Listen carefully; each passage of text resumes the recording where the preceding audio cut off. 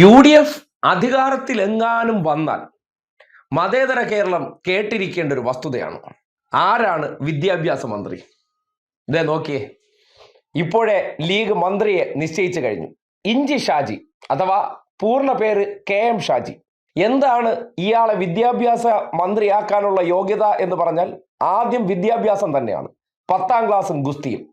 പിന്നീട് എന്താണ് അദ്ദേഹത്തിന്റെ അധിക യോഗ്യത എന്ന് ചോദിച്ചാൽ അദ്ദേഹത്തിന് മതമാണ് പ്രശ്നം. കാര്യം എല്ലാം മതത്തിന് വേണ്ടിയാണ്.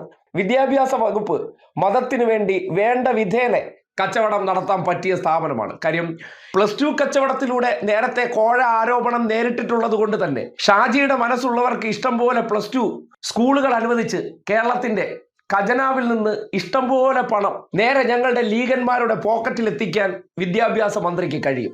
എന്തിന് അധികാരം നേടണമെന്നതിനെ സംബന്ധിച്ച് വിദ്യാഭ്യാസ മന്ത്രിയുടെ അഭിപ്രായം, സ്വന്തം സമുദായത്തിന് വേണ്ടിയാണ് നമ്മൾ അധികാരം പിടിക്കേണ്ടത്. വെറുതെ പിടിച്ചാൽ പോരാ, അധികാരം പിടിച്ച് നമ്മൾക്ക് കിട്ടാനുള്ളതെല്ലാം പലിശ സഹിതം പിടിച്ചെടുത്ത് മതത്തിന് കൊടുക്കണം. ശ്രദ്ധിക്കണം, ലീഗിന്റെ മതേതരനാണ്.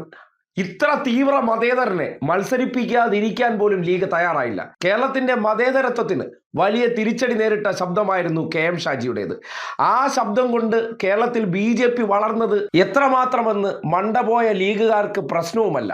അത് വളർന്നോട്ടെ, രാജ്യത്താകമാനം സംഘപരിവാർ വളരുമ്പോൾ അപ്പോഴും ലീഗ് കേന്ദ്രത്തിൽ കോൺഗ്രസിനൊപ്പമാണ്, UPA സർക്കാരിനൊപ്പമാണ്. ആ വളർച്ച അവരെ അലോസരപ്പെടുത്തിയിട്ടേയില്ല. കേരളത്തിൽ ഇപ്പോൾ ഇതുപോലുള്ള ചില വിടുവായത്തരം കൊണ്ട് RSSും സംഘപരിവാറും BJP വളരുന്നതിലും അവർക്കിപ്പോഴും യാതൊരു പ്രശ്നവുമില്ല. അതുകൊണ്ടാണല്ലോ കേരളത്തിന്റെ മുഖ്യധാരയിലേക്ക് ഇറങ്ങി നിന്ന് ഇങ്ങനെ പച്ചയ്ക്ക് വർഗീയത പറയുന്നത്. ഇദ്ദേഹത്തിന്റെ വിദ്യാഭ്യാസ മന്ത്രിയാക്കാനുള്ള ലീഗിന്റെ നീക്കം എന്തുകൊണ്ട് ശ്ലാഘിക്കാം? പിന്നെ വിദ്യാഭ്യാസ മന്ത്രിയാകാൻ ഇദ്ദേഹത്തിന് ഒരു അധിക യോഗ്യത കൂടിയുണ്ട്. നേരത്തെ മതം പറഞ്ഞ് വോട്ട് പിടിച്ചതിനും അയോഗ്യനാക്കപ്പെട്ട MLA ആണെന്നുള്ള ഒരു പ്രത്യേക പട്ടം കൂടി ഷാജിക്കുണ്ട്. അങ്ങനെ ഷാജി എന്തുകൊണ്ട് കേരളത്തിന്റെ വിദ്യാഭ്യാസ വകുപ്പിൽ മതേതരത്വം കൊണ്ടുവരുമെന്നുള്ള കാര്യത്തിൽ ഒരു സംശയവുമില്ല. നോക്കണേ, ഒരു തെരഞ്ഞെടുപ്പ് കാലഘട്ടത്തിൽ കേരളത്തിന്റെ അന്തരീക്ഷത്തിലെ മതസാമുദായിക സൗഹാർദ്ദത്തിനേറ്റ ഏറ്റവും വലിയ തിരിച്ചടിയാണ് ഈ വിടുവായന്റെ വായിൽ നിന്ന് വന്ന വാചകങ്ങൾ. ആ വാചകങ്ങൾ പുറത്തു വരുമ്പോൾ ലീഗ് വിലക്കിയിട്ടില്ല, ഷാജിയോട് അത് പിൻവലിക്കണമെന്ന് ആവശ്യപ്പെട്ടില്ല, പറഞ്ഞത് തെറ്റായിപ്പോയി എന്ന് ഈ സമൂഹത്തോട് പറയണമെന്ന് പറഞ്ഞിട്ടില്ല. പക്ഷേ ആ വാചകങ്ങൾ മറു സൈഡിൽ സംഘപരിവാറുകാർ ഹിന്ദുക്കൾക്കിടയിലേക്ക് പ്രചരിപ്പിച്ച് ആശങ്ക സൃഷ്ടിച്ച് അവരെ കൂടി ഉള്ളിൽ സംഘവിത്തുകൾ പാകുന്നുണ്ട് എന്നുള്ളതാണ് യാഥാർത്ഥ്യം. എന്തായാലും വിദ്യാഭ്യാസ മന്ത്രിയാക്കാൻ വേണ്ടി വേങ്ങരയിൽ മത്സരിപ്പിക്കുന്ന വ്യക്തി തോൽക്കേണ്ടത് മതേതര കേരളത്തിന്റെ ആവശ്യമാണ്. അത് ആ നാട്ടിലെ ജനങ്ങൾ മനസ്സിലാക്കുമെന്ന് നമ്മൾക്ക് കരുതാം. എന്തായാലും ഈ തെരഞ്ഞെടുപ്പ് കാലഘട്ടത്തിലും കേരളം സംഘപരിവാറിന്റെ വർഗീയ പ്രചരണം പോലെ തന്നെ ഏറ്റവും കൂടുതൽ ശബ്ദമുയർത്തേണ്ട ഒരു പ്രസംഗം എന്തെന്ന് ചോദിച്ചാൽ അത് ഷാജിയുടെ ഈ പ്രസംഗമാണെന്ന് നമുക്ക് നിസ്സംശയം പറയാം. അതുകൊണ്ട് ഈ തെരഞ്ഞെടുപ്പിൽ മതേതര ചിന്താഗതിയുള്ളവർ ഷാജിയെ മതേതരത്വം പഠിപ്പിക്കുമെന്നും നമുക്ക് ആഗ്രഹിക്കാം. ഞങ്ങൾ പൊരുതിയിട്ടുണ്ട്, ഒരുപാട് കാര്യങ്ങൾക്ക് വേണ്ടി ഞങ്ങൾ നേടിയിട്ടുമുണ്ട്. സംവരണത്തിന്റെ വിഷയമാകട്ടെ, അതല്ലെങ്കിൽ അറബി ഭാഷയുടെ വിഷയമാകട്ടെ, അതല്ലെങ്കിൽ ഓരോ പ്രശ്നങ്ങൾ ഈ സമുദായത്തിന്റെ പുരോഗതിക്ക് വേണ്ടി അത് സമുദായം അനുഭവിക്കുന്നുണ്ട്. ഞങ്ങൾക്കതിൽ സന്തോഷമുണ്ട്. ഈ വേദിയിലും ഈ സദസ്സിലുമൊക്കെ ഞങ്ങൾ എല്ലാവരുമുണ്ട്.